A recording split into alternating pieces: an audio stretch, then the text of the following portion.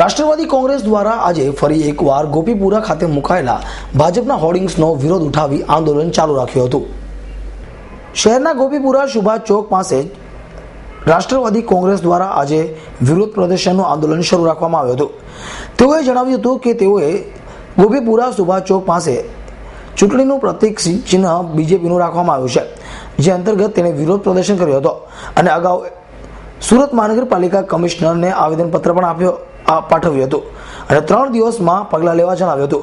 જો કે આખરે 3 દિવસમાં પગલાં ન લેવાતા આ આંદોલનનો કાર્યક્રમ શરૂ કરાયો હતો અને આખરે આજે પણ આ આંદોલન યથાવત રહેવા પામ્યું હતું। હું રાષ્ટ્રવાદી કોંગ્રેસ સુરત શહેર જિલ્લાનો પ્રેસિડેન્ટ છું। દક્ષિણ ગુજરાતના પ્રભારી હરીશભાઈ ચંપકલાલ સૂર્યવંશી અમે ગોપીપુરા સુભાષ ચોક પાસે આવેલા સ્મારકનો પર ભારતીય જનતા પાર્ટીનું ચૂંટણી પ્રતિકનું ચિહ્ન એના સ્મારકનો પર લગાવી દીધેલું તે તદ્દન ગેરવાજબી અને ગેરકાયદેસર કરતું। તે બાબતે અમે મ્યુનિસિપલ કમિશનરશ્રીને જાણ કરેલી, પણ છતાં પણ તેઓ તરફથી હટાવવા નથી આવ્યો। તેમ છતાં અમે 28 જાન્યુઆરીએ તેઓને આવેદનપત્ર આપેલું હતું અને આવેદનપત્રમાં અમે સ્પષ્ટપણે અમે એમને જણાવેલું કે ભાઈ 3 દિવસના અંદર સાહેબ તમે ઉઠાવી લેજો, પણ સતત અમે એમના કોન્ટેક્ટમાં હતા પણ છતાં નથી ઉઠાવ્યું। અને પછી અત્યારે આજની તારીખમાં અમે જે અમારો જે આંદોલન જો કાર્યક્રમ રાખ્યો છે તે અમે શરૂ રાખ્યો છે।